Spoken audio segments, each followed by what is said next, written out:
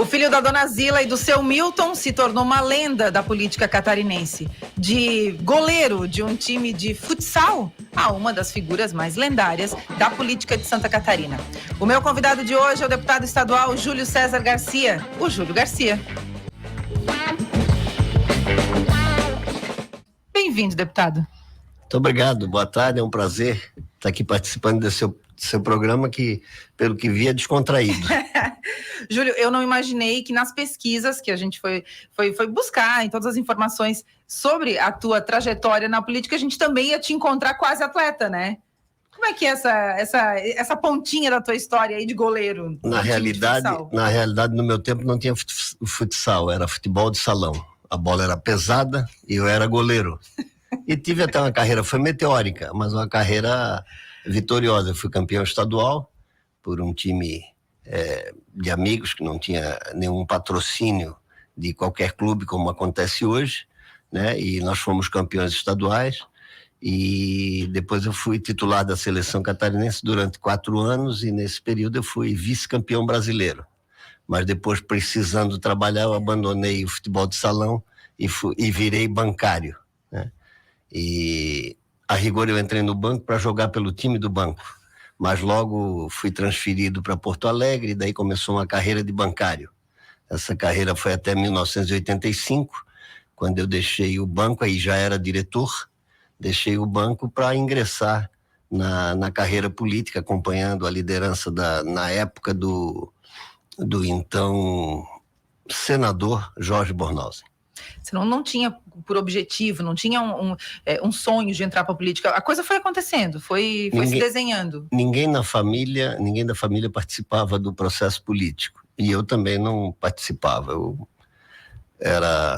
gostava de futebol de salão, participava do esporte, e quando fui trabalhar no banco, virei bancário e me dediquei à minha carreira. Mas o banco, na época, o banco tinha muita influência política, né? O banco tinha participação política, diferentemente de hoje, né? Hoje o banco estatal e é um banco comercial como qualquer um outro, mas naquela época não, os bancos estaduais eles tinham participação na política e fui muito estimulado, né, pelo ex-governador na época, que tinha sido presidente do Banco do Estado, do BESC, e que depois foi governador e senador. Estimulado por ele é que eu ingressei na carreira política e disputei a minha primeira eleição em 1986. Por incrível que possa ter parecido, eu venci a eleição.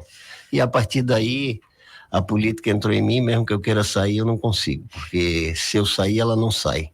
O que mudou na política de 1986 para agora? No jeito de fazer uma campanha, no jeito de ver a política?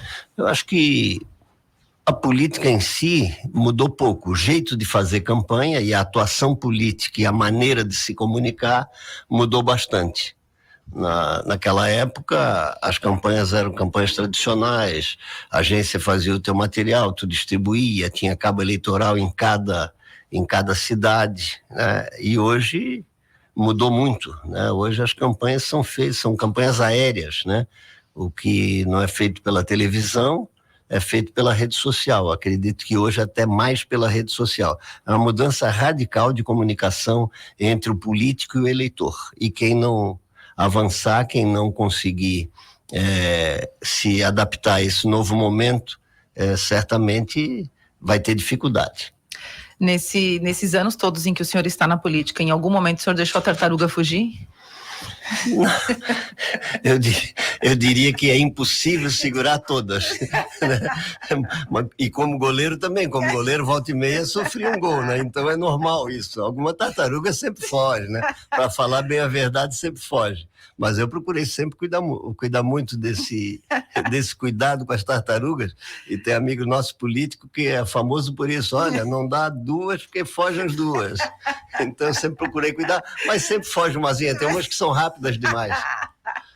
É que entre as tantas pessoas com quem a gente conversou nesse período, antes da entrevista, dos pontos em comum foram vários, né? Além do bom humor e tudo mais, mas a história de, né?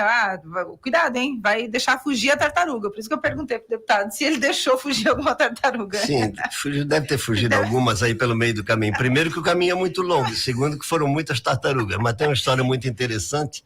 Na Constituinte de 89, um determinado deputado, que era o relator da Constituinte, tinha 2 tartarugas para cuidar. E aí, num determinado dia de votação, me lembro como se fosse hoje,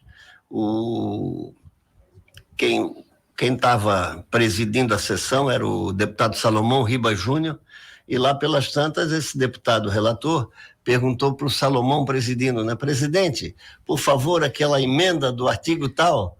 Aí ele disse, essa já foi. Como? Não, já foi votada. Daí ele perguntou, e aquela outra do artigo tal? Essa também já foi. Então ele perdeu 2 tartarugas. Numa hora só. E não viu, numa hora só. Eu não vou dizer o nome. Poxa vida, agora que eu ia perguntar. Deputado, as pessoas relataram para a gente outro ponto em comum, que é com relação ao teu bom humor. Como é que é o seu Júlio no dia a dia? Ele é muito bem-humorado, tem um humor ácido. O senhor acorda de bom humor? Eu acordo de bom humor, normalmente eu tenho bom humor, né? Mas evidentemente que, por exemplo, no trabalho, né, no dia a dia, às vezes você pode... Mas perder o humor. Eu procuro sempre estar bem-humorado, porque sai mais barato. É verdade. Nesse período todo dentro da Alesc, o senhor lembra é possível pontuar o momento mais importante que o senhor viu acontecer lá dentro com relação a Santa Catarina, de decisões que tenham impactado todo o estado? São muitos os momentos, né? Eu não tenho lembrança, mas, por exemplo, no impeachment do ex-governador Paulo Afonso, foi um momento que impactou Santa Catarina como um todo, mas tivemos momentos importantes também, a aprovação da federalização do Banco do Estado, né? Foram muitos momentos, são muitos episódios, né? E um deles eu fui protagonista, que foi em 2005 com a aprovação da Lei das APAES, uma lei histórica para Santa Catarina, e que se deu exatamente na Assembleia Legislativa. Por generosidade do governador Luiz Henrique, ele apelidou a lei como Lei Júlio Garcia, mas não foi uma lei aprovada por 40 deputados que trabalharam para que isso acontecesse. Teve a participação efetiva do governador Luiz Henrique, do vice-governador Eduardo Moreira. Foi um momento muito importante também. Eu digo sempre que mais importante do que a lei que assegurou recursos para as APAES foi o entrosamento da Assembleia Legislativa com o movimento apaiano e, a partir daí, com o movimento das pessoas com deficiência de um modo geral. Depois que eu saí da Assembleia, tendo aprovado essa lei, o deputado José Ney Ascari, que me substituiu na Assembleia, foi candidato na minha vaga, ele criou a Comissão de Proteção às Pessoas com Deficiência.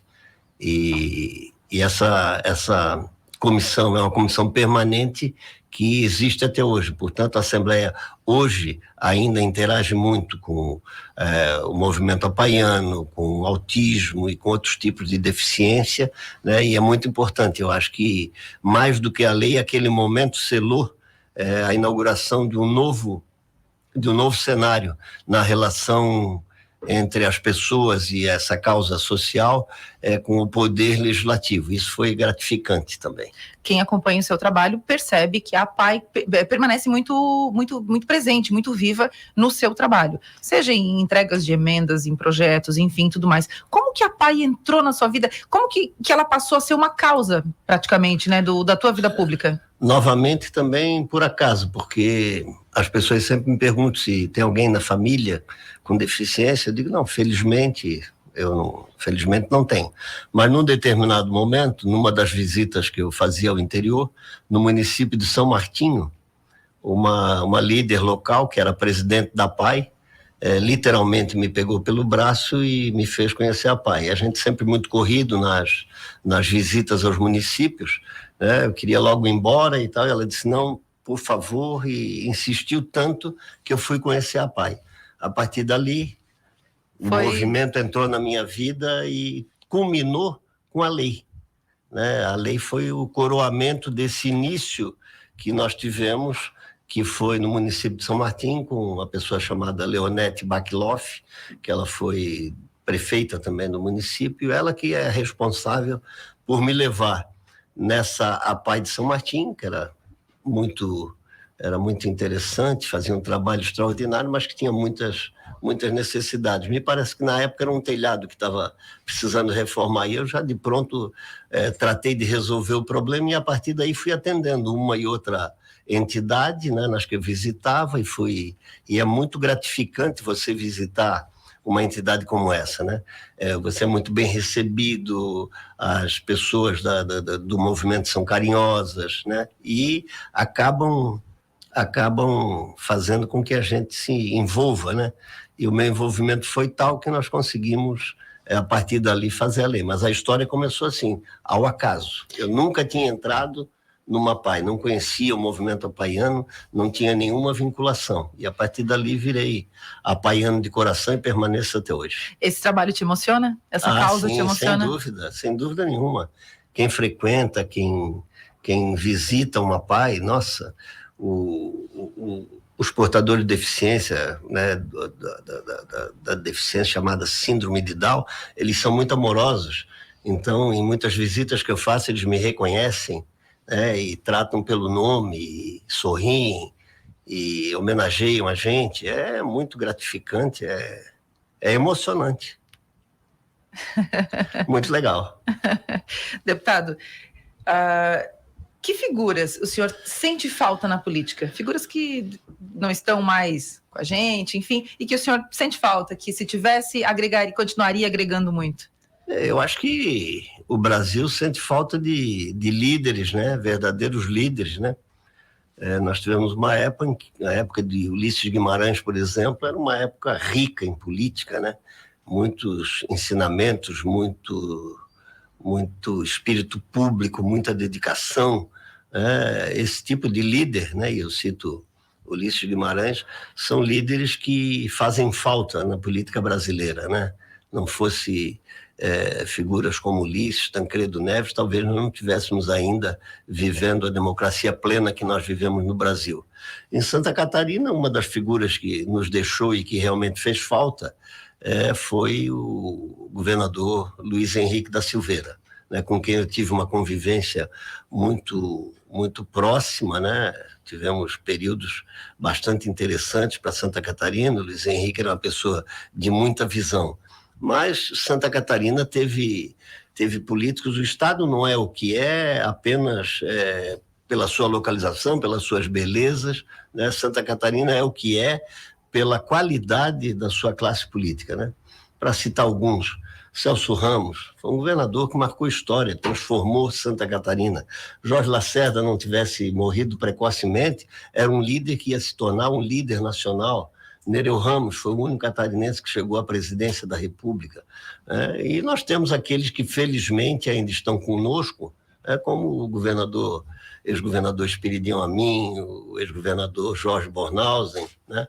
Antônio Carlos Conde Reis, que já nos deixou também, foi um outro exemplo de homem público. Enfim, nós tivemos pessoas com muito espírito público. E tivemos um jovem injustiçado, na minha opinião, que é o ex-governador Paulo Afonso Vieira, que foi, na minha opinião, injustiçado e que tinha uma carreira promissora pela sua inteligência, pelo seu espírito público, pelo seu espírito municipalista, né? Foi uma perda muito triste por aquele momento que nós vivemos. Mas Santa Catarina teve belos exemplos de políticos, de líderes políticos, que ajudaram muito a construir essa história maravilhosa desse estado que é Santa Catarina. O senhor tem alguma história que possa contar pra gente, que lembre agora, com o ex-governador Luiz Henrique da Silveira?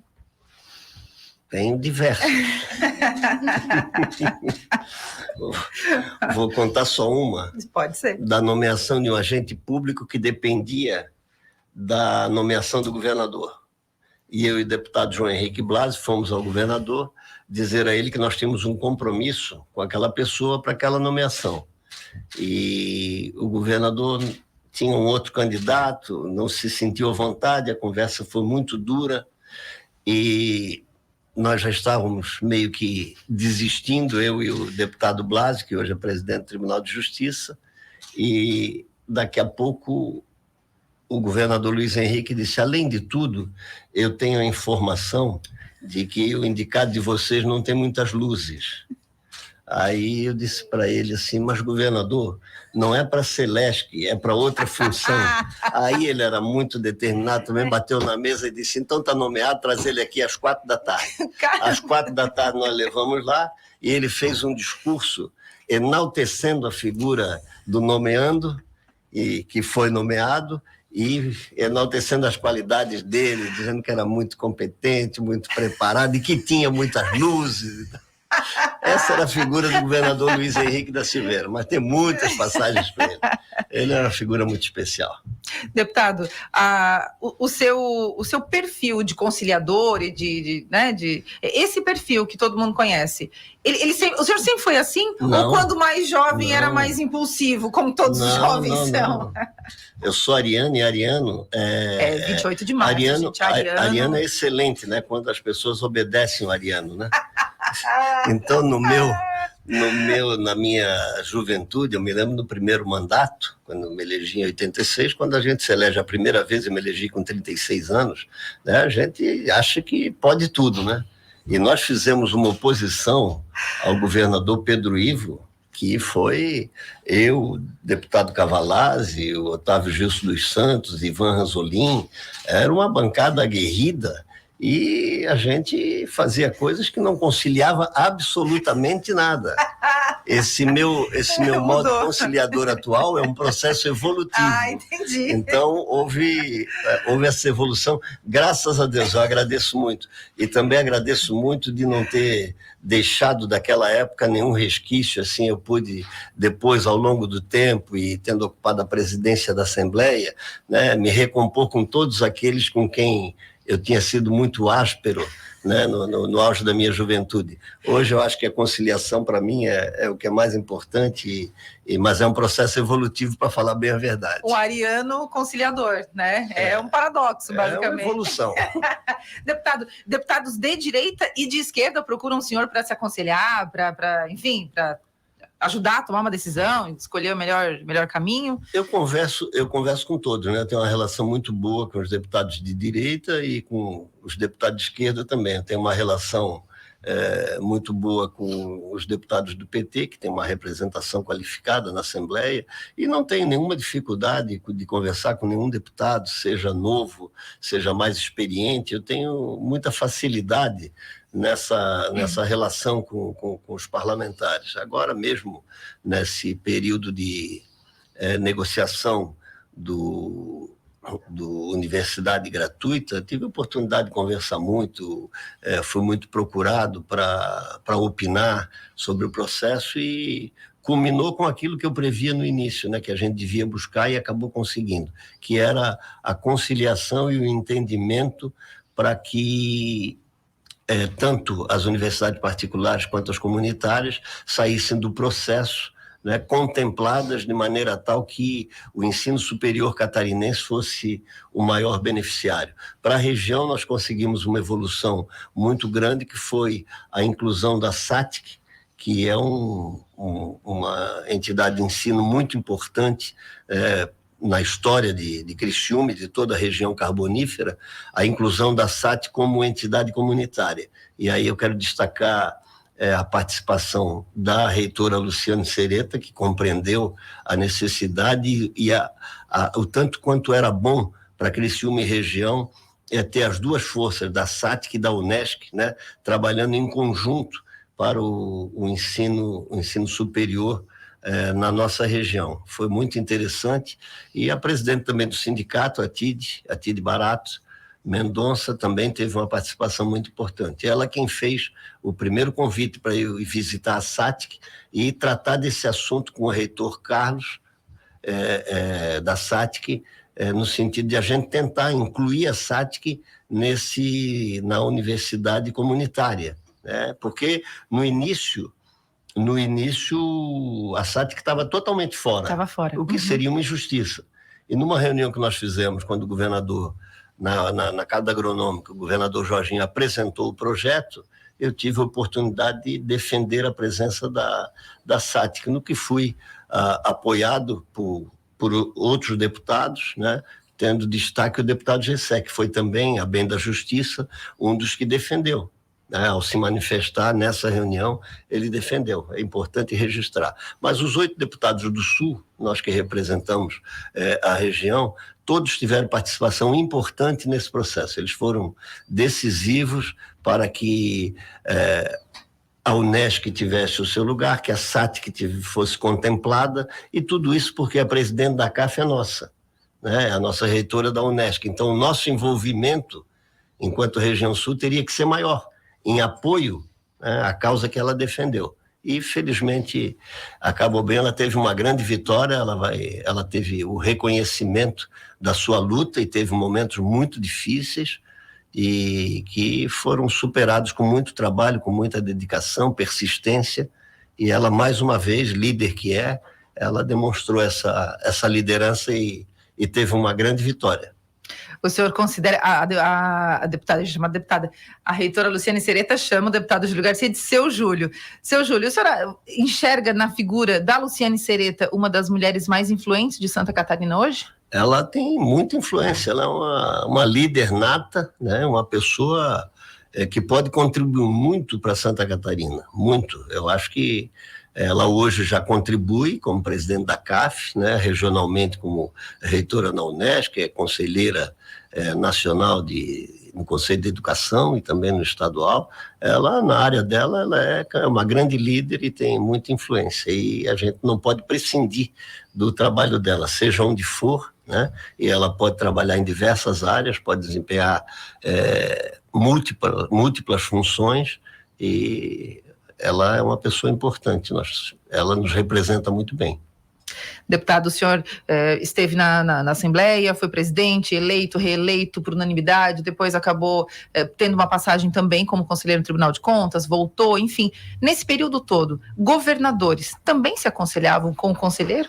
Eu conversava muito com o governador Luiz Henrique da Silveira, de modo especial, porque fui presidente da Assembleia, né, enquanto ele governador, e certamente conversávamos muito, né? Pedi conselho, não, que o governador Luiz Henrique não precisava de conselho. Governador, quando chega governador, conselho não precisa de ajuda, de apoio, né? Eu acho que é isso, mas dar conselho não.